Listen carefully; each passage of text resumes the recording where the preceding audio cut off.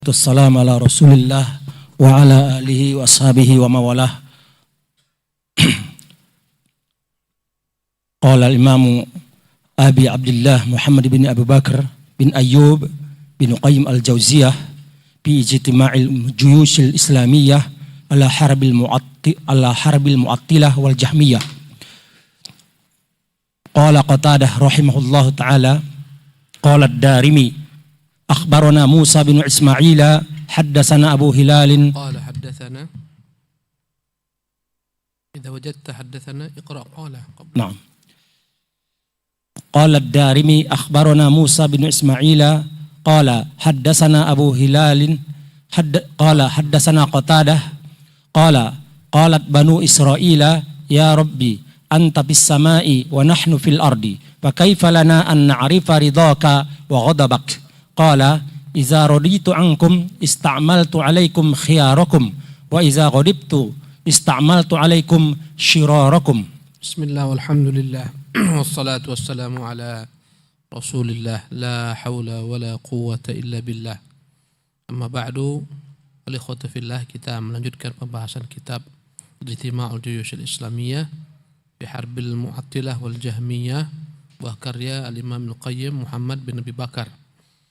Dan kita telah sampai kepada penjelasan tentang perkataan para ulama-ulama tabi'in tentang Allah di atas. Ya, setelah selesai pembahasan tentang dalil daripada Quran, daripada sunnah, perkataan para nabi, perkataan Rasulullah, perkataan para sahabat, sekarang Al-Imam Al-Qayyim mulai menjelaskan kepada kita, dan sebelumnya pernah kita sebutkan perkataan sebagian tabi'in tentang bagaimana mereka berkata tentang Allah, di manakah Allah Jalla wa Ala berada. Berkata Qatadah rahimahullah, Al-Imam Ad-Darimi meriwayatkan dengan sanadnya dari Qatadah. Qatadah seorang sahabat, seorang tabi'in yang terkenal, dan riwayat ini benar daripada Qatadah. Ya. Qalat Banu Israil ya Rabbi, dia menyebutkan riwayat tentang Bani Israil. Bani Israil bertanya, ya Tuhan, anta fis samai, engkaulah Tuhan yang di langit, maksudnya di atas langit. Karena fi dalam bahasa Arab bisa bermakna ala, di atas, sebagaimana Allah mengatakan famshu fi manakibiha, berjalanlah di atas permukaan bumi. Ya. Ya Rabbi anta fis sama, Tuhan engkaulah yang di atas langit. Wa nahnu fil ard, kami yang di bumi. Fa kaifa lana an na'rifa ridhaka wa ghadabak, bagaimana kami tahu engkau ridha kepada kami, dan bagaimana kami tahu engkau murka atas kami.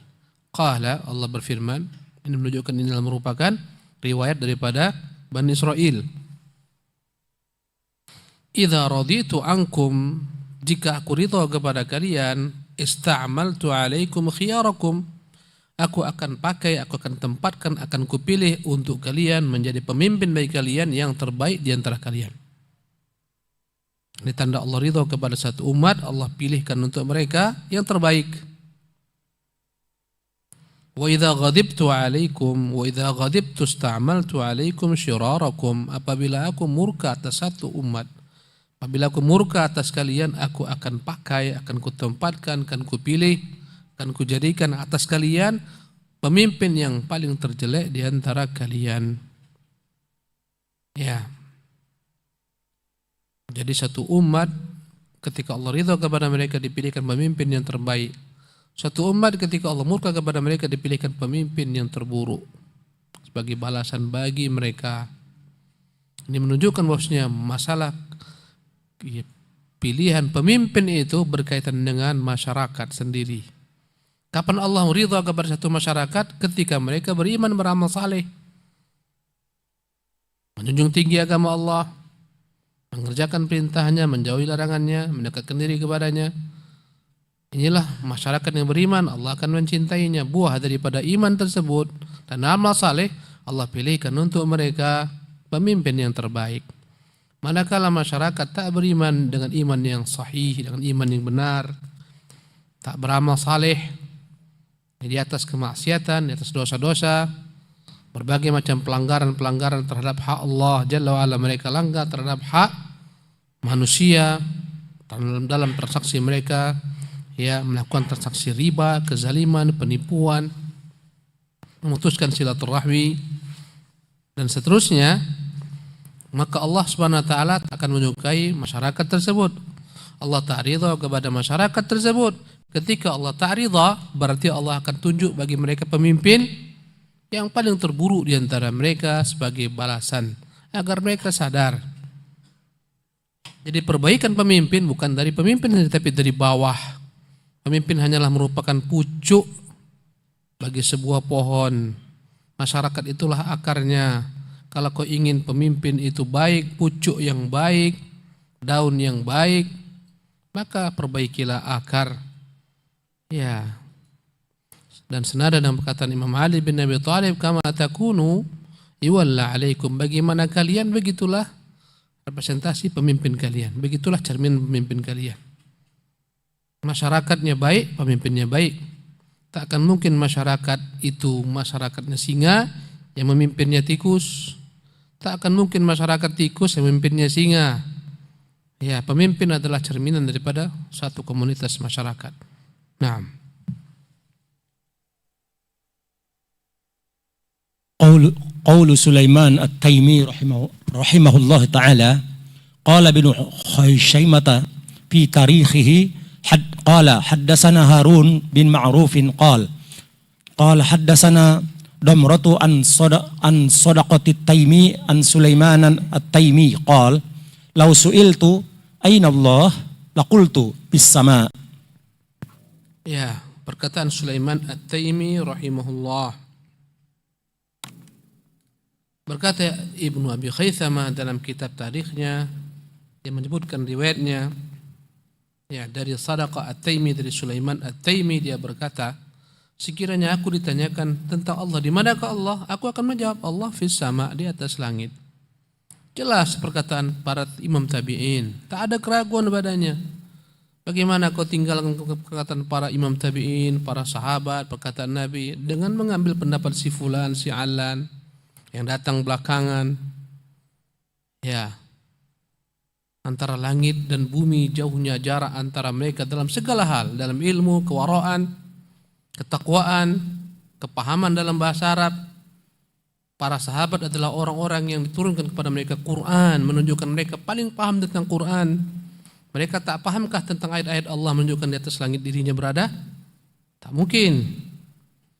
Ya. Naam. Qalu Qa'bul Ahbari rahimahullah ta'ala qala Laythu bin Sa'din haddatsani Khalid bin Yazid an Sa'id bin Abi Hilal anna Zaid bin Aslama haddatsahu an Ata'in bin Yasarin qala ata rajulun Ka'ban wa huwa fi nafarin faqala ya Aba Ishaq haddatsani anil Jabbari fa'azamal qaum حدثني عن الجبار فأعظم القوم قوله فقال كعب دعوا الرجل فإن كان جاهلا تعلم وإن كان عالما ازداد علما ثم قال كعب أخبرك أن الله خلق 7 سماوات ومن في الأرض مثلهن ومن الأرض مثلهن ثم جعل ما بين كل سماءين كما بين السماء الدنيا والأرض وكسفهن مثل ذلك ثم رفع العرش فاستوى عليه فوقه. وقال حسبك.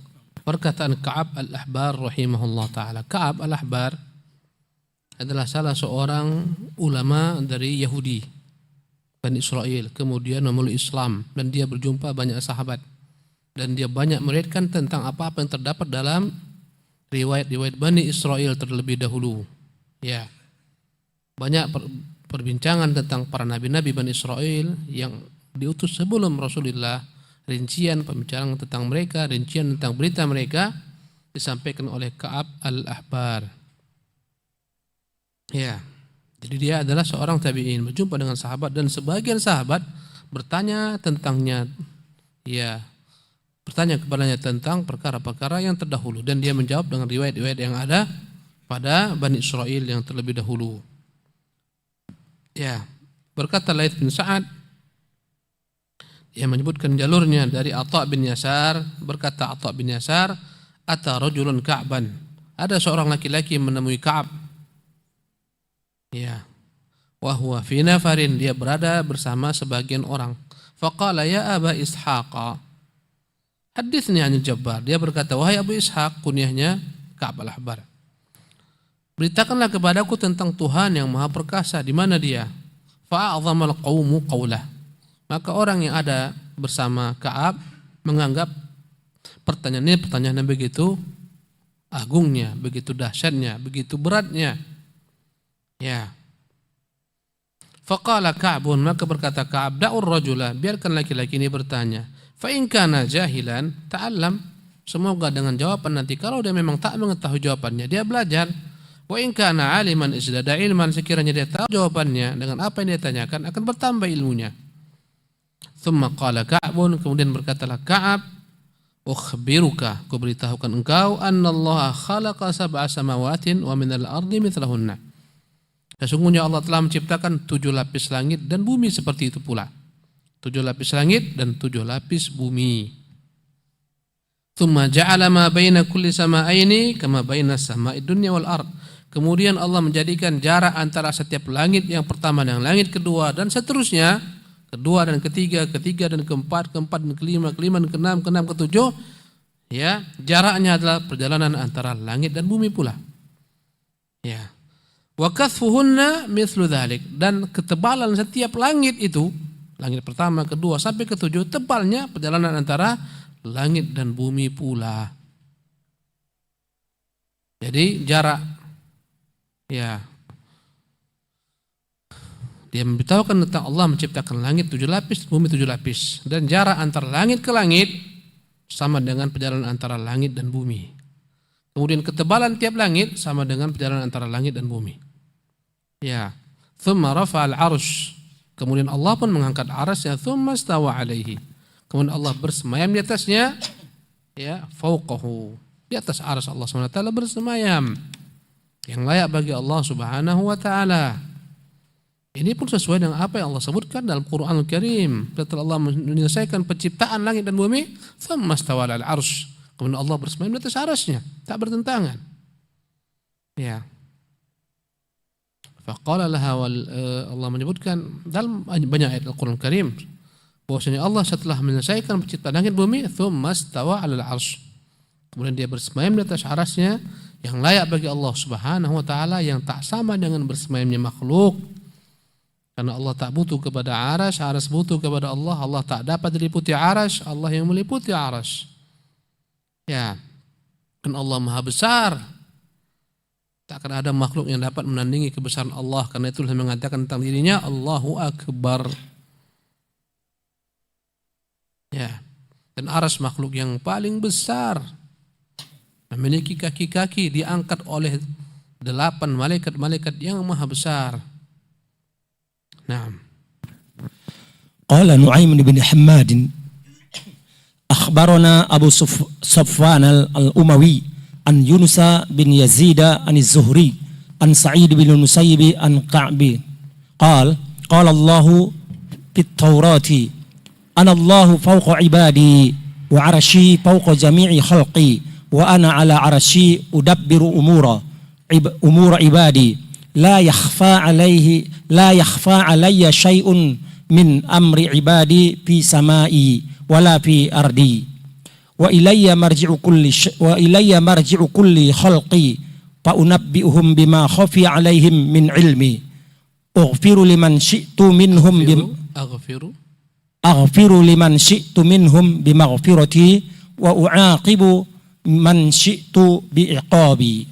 Nah, berkata Nu'aym bin Hammad, dia menyebutkan dengan sanadnya dari Ka'ab al-Ahbar pula. Qala, berkata Ka'ab al-Ahbar, qala Allah fit Taurat, Allah pernah berfirman dalam kitab Taurat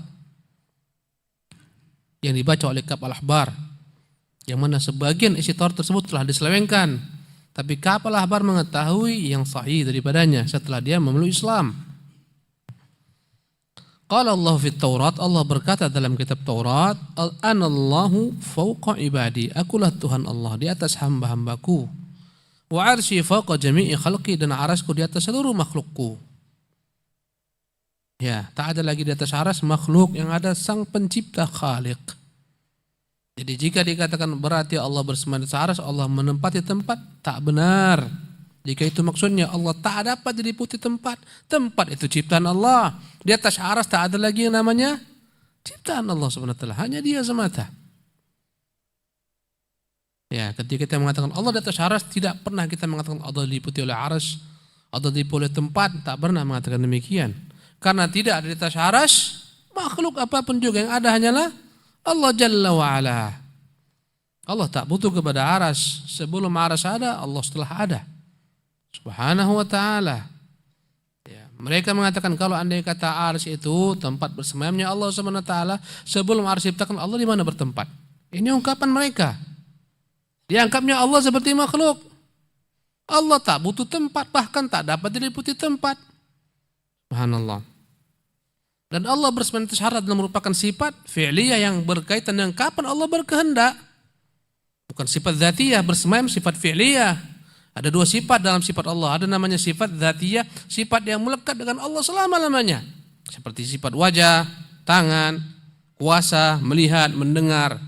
Ada sifat yang berkaitan dengan kehendak Allah kapan Dia mau. Seperti sifat datang di hari kiamat untuk menyidang hamba-hambanya. Sifat ridha kepada sebagian makhluknya, benci kepada sebagian makhluknya. Namanya sifat fi'liyah. Bersemayam itu sifat fi'liyah yang berkaitan dengan kehendak Allah. Kapan Allah mau. Ketika Dia tak bersemayam di mana Dia? Hanya Allah yang tahu. Allah tak butuh kepada aras. Ya. Sebagaimana besarnya langit yang tak butuh kepada bumi, begitulah kira-kira perbandingan antara Allah Maha Besar di atas arasnya yang tak akan pernah dapat dibandingkan. Di mana letak langit? Di atas bumi. Butuhkah langit kepada bumi? Tidak butuh kepada bumi. Ya. Mana lebih besar? Langitkah atau bumi? Langit lebih besar. Ini perbandingan tentunya walillahil matsul a'la, bagi Allah perumpamaan lebih tinggi daripada itu. Mereka merasa aneh, tentu berarti aras lebih besar daripada Allah SWT. Kenapa? Allah di atasnya, berarti diliputi aras. Bandingkanlah bumi dengan langit. Mana lebih besar bumi dengan langit? Langit. Mana yang di atas? Langit. Butuhkah langit kepada bumi? Tidak butuh. Apakah bumi meliputi langit? Tidak mungkin. Kira-kira antum paham yang anda maksudkan? Gambarannya. Ya, qiyas aulawi dalam hal ini. Begini, ini perumpamaan makhluk dengan makhluk. Bagaimana antara khalik dengan makhluk, jangan disamakan.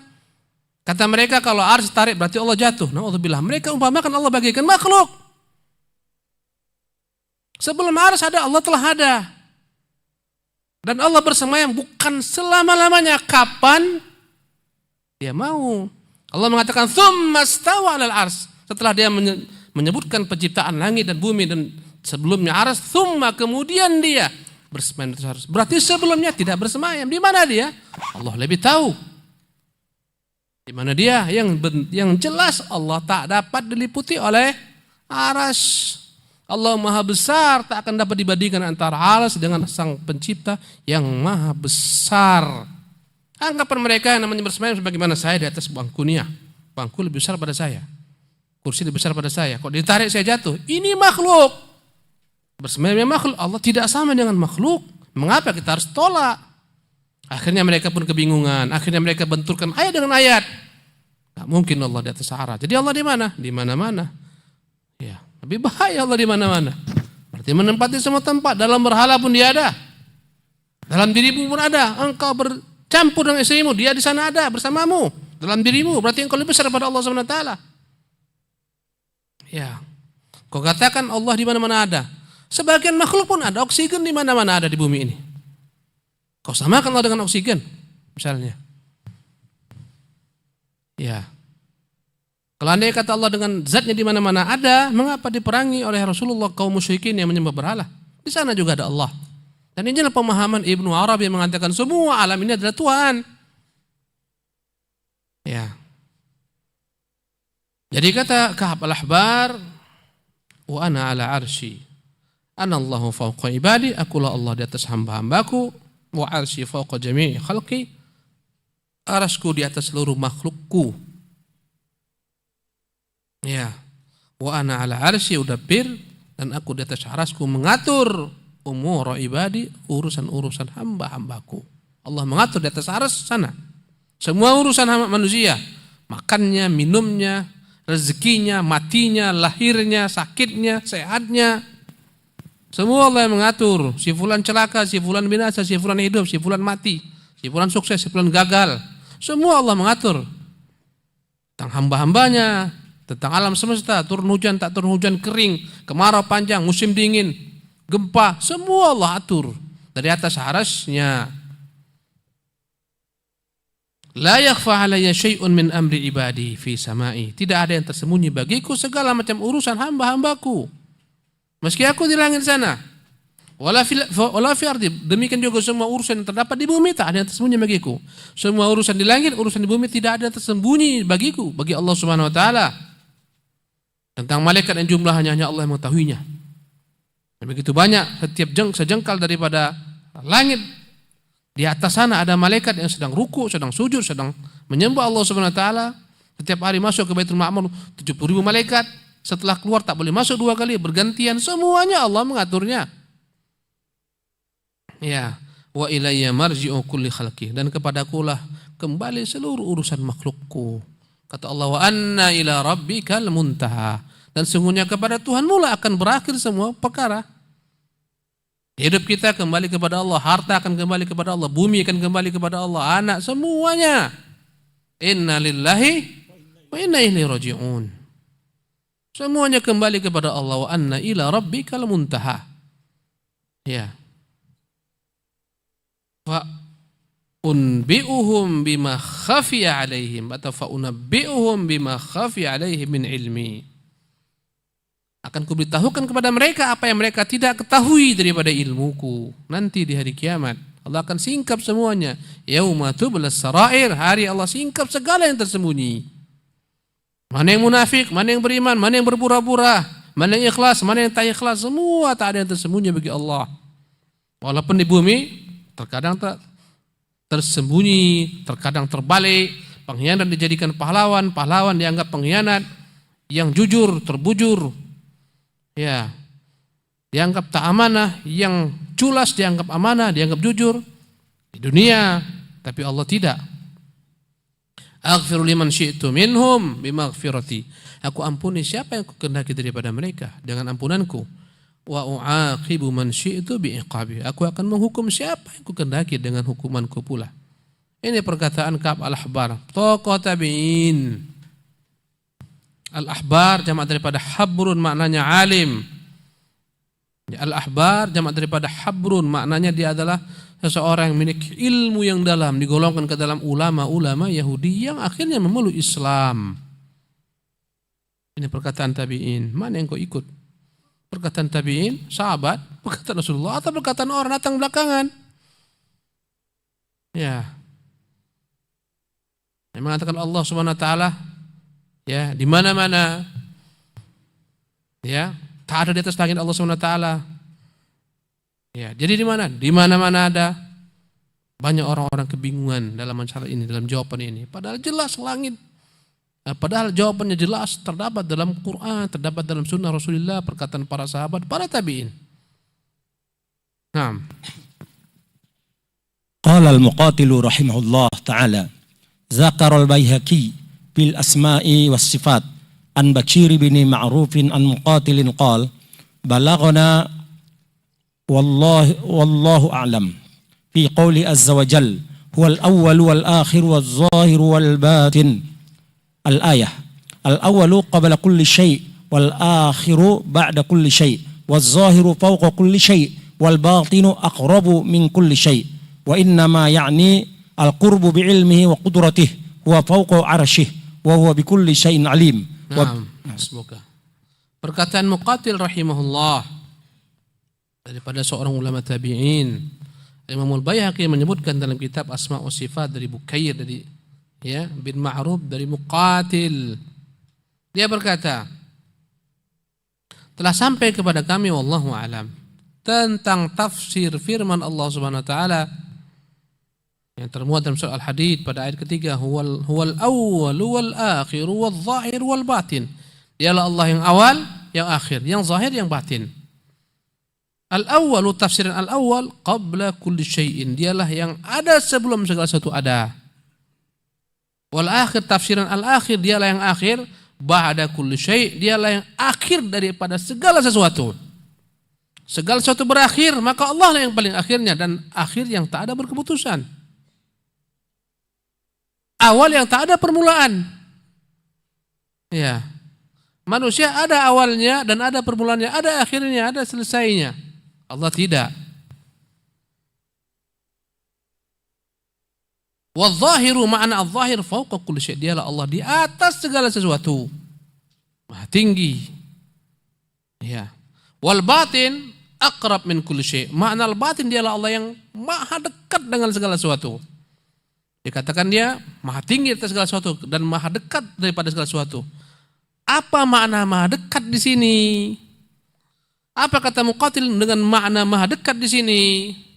Wa innama ya'nil qurbu bi'ilmihi wa qudratihi, dekat dengan ilmunya dan kekuasaannya. Itulah ayat yang banyak yang kita dapat dalam Al-Quran yang berbunyi wa huwa ma'akum aina ma kuntum. Dia bersama kalian dimanapun kalian berada, bukan dengan zatnya tapi dengan ilmunya dan dengan kekuasaannya. Itulah makna wa nahnu aqrabu ilaihi min habbil warid, kami lebih dekat kepadanya daripada urat nadi. Bukan zat Allah Subhanahu wa taala masuk ke dalam urat nadi lebih dekat, tidak. Tapi apanya? Ilmunya, kekuasaannya. Ya. Wa idza sa'alaka ibadi anni, jika hamba-hambaku bertanya kepadamu tentangku, katakan Muhammad, ini qaribun, aku sangatlah dekat. Dekat apanya? Ilmunya, kekuasaannya, zatnya maha tinggi atas arasnya. Ini tafsiran tabi'in.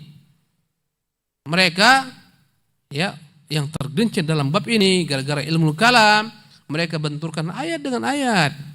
Kalau dikatakan Allah di atas aras, bagaimana yang ayat mengatakan wa huwa ma'akum, dia bersama kalian? Lihat tafsiran tabi'i. Makna bersama di sini dengan ilmu, bukan dengan zatnya. Subhanallah. Orang-orang Nasara mengatakan dalam diri Isa bin Maryam itu ada Tuhan. Itu konsep mereka. Kata mereka ittahada Allahutu bin Nasud, telah menyatu Allahu Tuhan bin Nasud dengan manusia. Nyatu. Itu konsep Nasara. Tuhan kita tak akan pernah menyatu dengan hambanya. Ya, ini adalah buah daripada ilmu kalam. Jadi kata Imam Muqatil rahimahullah, al-qurbu bi'ilmihi wa qudratihi, dekatnya Allah dengan ilmu dan kekuasaannya. Wa huwa fawqa arsyih, namun dia di atas arasnya. Wa huwa bikulli syai'in alim, dan dia maha mengetahui atas segala sesuatu. Tafsir yang jelas dari tabi'in, tentunya dapatkan dari para sahabat dari Rasulullah sallallahu alaihi wasallam. Naam. Wa bihadzal isnadi anhu fi qoulih ta'ala illa huwa ma'ahum yaqulu bi'ilmihi wa zalika qauluhu. Dengan sanad yang seperti ini pula Muqatil menafsirkan firman Allah Subhanahu wa taala dalam surah Al-Mujadilah, illa huwa ma'ahum aina ma kanu, kecuali Allah menyertai mereka dimanapun mereka berada. Kata Muqatil bi'ilmihi, menyertai mereka dengan ilmunya, bukan dengan zatnya yang maha besar. Bumi langit ini tak ada apa-apa. Di hari kiamat dia subhanallah genggam bumi dengan tangan kanannya, dia gulung langit seluruhnya. Wal ardu jami'an qabdatuhu yaumil qiyamah, langit bumi ini sepenuhnya digenggamnya di hari kiamat. Was samawati matwiyatun biyamini, segala macam langit Allah gulung dengan tangan kanannya. Bagaimana dikatakan dia itu ada bersama makhluk dengan zatnya yang maha besar? Bagaimana mungkin? Allah itu punya zat, punya sifat. Dan kita mengenal Allah dari dirinya sendiri. Dia mengatakan tentang dirinya, dia memiliki wajah. Ya, dalam firman-Nya, dalam sabda Nabi-Nya, dia memiliki dua tangan dalam firman-Nya. Kita imani semua yang Allah katakan. dia memiliki penglihatan, pendengaran, dia berkata-kata, kita imani semua Allah katakan tentang dirinya. Selamat, dia akan datang di hari kiamat bersama malaikat, menyidang hamba-hambanya. Dia murka kepada sebagian kaum sebagaimana murkanya kepada Yahudi. Dia ridho kepada sebagian kaum sebagaimana ridhonya kepada orang beriman. Kita imani semua tentang Allah dari dirinya. Dia yang menginformasikan dan dari nabinya. Bukan dengan logika. Ahlul kalam tidak, sebagian menolak semuanya. Allah tak bersifat, Allah tak memiliki sama sekali nama, sebagaimana paham Jahmiyah. Sebagian mengatakan Allah tak memiliki sifat, yang punya hanya nama dan namanya tanpa terkandung sifat, sebagaimana perkataan Mu'tazilah. Sebagian mengatakan Allah punya sifat tapi sedikit, tak banyak. 7, 13, 20 sifat, selainnya tak ada. Selainnya itu semuanya tafsiran yang dibutuhkan takwil, ya, dibutuhkan untuk ditakwilkan dengan takwil yang benar agar dapat dipahami akal. Di atas aras bukan tafsiran sebenarnya. Yang benar dia menguasai aras. Begitulah seterusnya. Wa ja'a rabbuka wal malaku saffan saffa, dan datanglah Tuhan dan malaikat bersaf-saf, kata mereka. Tuhan Allah tak mungkin datang. Datang itu sifatnya makhluk. Yang datang adalah rahmatnya, yang datang adalah malaikatnya. Semua ditafsirkan mereka.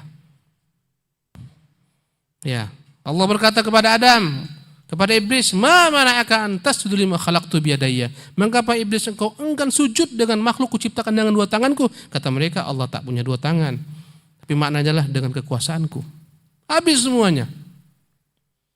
Ratusan ayat mereka pelintir. Ribuan hadis mereka pelintir demi sesuai dengan logika mereka. Ini mazhabnya ahlul kalam.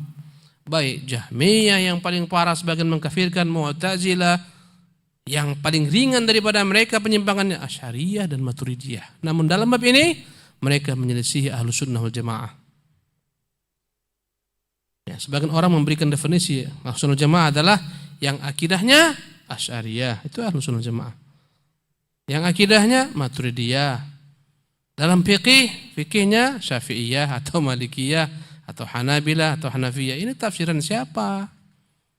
Kalau andai kata dikatakan, ya, dalam bab akidah Asy'ariyah, kenapa tak diambil dalam bab akidahnya Imam Syafi'i rahimahullah?